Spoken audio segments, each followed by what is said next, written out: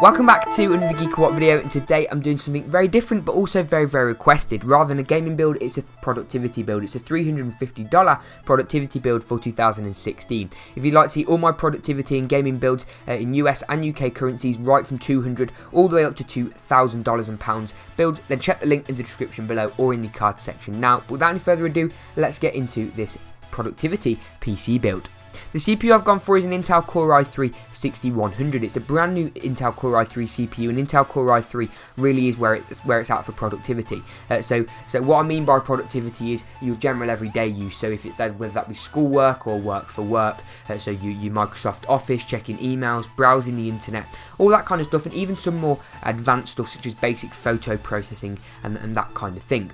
It comes in at $130, and don't be fooled by the core count, as there are many many cheaper CPUs with over 2 cores, with even up to 6 or 8 cores for $130. But these are a very strong dual. This is a very strong dual core CPU, and is more than enough. And it's got very good, very fast single-threaded performance, which is definitely helpful for something like Microsoft Office or checking the internet.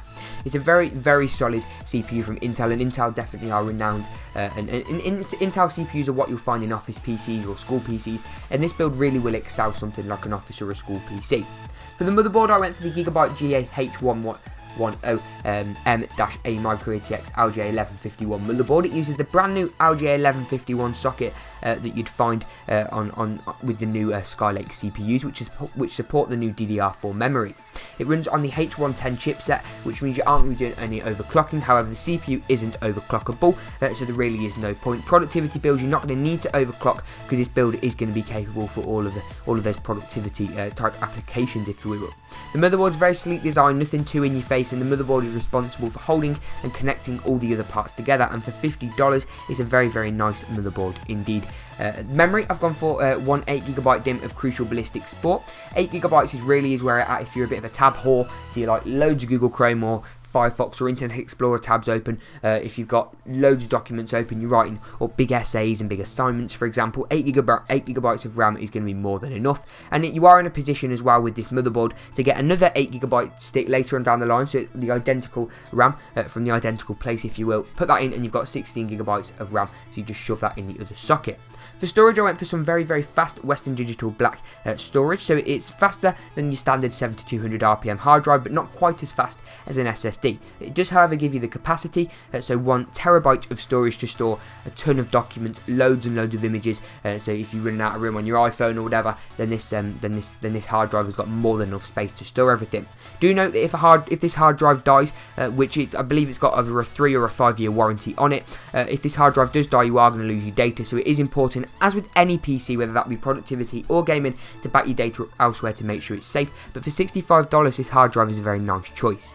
For the case, I didn't go for something too blingy, but also something that's got a very sleek design. It's the XIONXON-310_BK Micro ATX mid-tower case. Don't be fooled by the rather long and rather annoying name that they've named this case, but for $25, this case is nice and sleek. It's got plenty of airflow options, which means your components inside are going to be nice and cool to increase the longevity and the lifespan of the components. It's got a little bit of bling with a front LED intake fan. However, that's just reassuring to know that your fan's working, know that it's on, and it just adds a little bit more, just makes it look that little bit more sort of expensive, if you will. And for $25, it really is a great value in Micro ATX mid-tower case. For this sort of caliber of build with these type of components, I could have cheaped out on the case and the power supply and gone for a combo unit, but that isn't the most reliable, and I've tried to gone for sort of the best optimized parts for this build, which is why I've gone for a separate power supply, just to ensure that all the components in this build run smoothly and there's much less points of failure, so that you can get on this computer whenever you wish and do work, meet deadlines, etc. It's the EVGA 430 watt 80+ certified ATX power supply. It's a full-size ATX power supply which is supported 100% by the case and is very solid. It's an 80+ certified power supply, which means it's guaranteed to run at over 80% efficiency, and that's been tested at 20, 50 and 100% load scenarios, although you're going to be struggling to hit 100% load at all on this power supply in the current part configuration. Comes in at $25, is an extremely good value, and definitely strikes a value between balance, so price balance and performance. So a very solid, very solid power supply. And that wraps it up for this productivity build. Not to say that this can't game, because it can certainly do Minecraft, it can certainly do World of Warcraft, League of Legends, CSGO, etc, etc. However, this build is more aimed towards productivity, and if you'd like to see a better gaming PC build for $300 and $350, as I said, check the link in the description below, or the cards section in the top right hand corner. If you have found this video helpful, want to see more, drop a like rating, make sure to subscribe, and we'll as always see you in the next GeekaWhat video.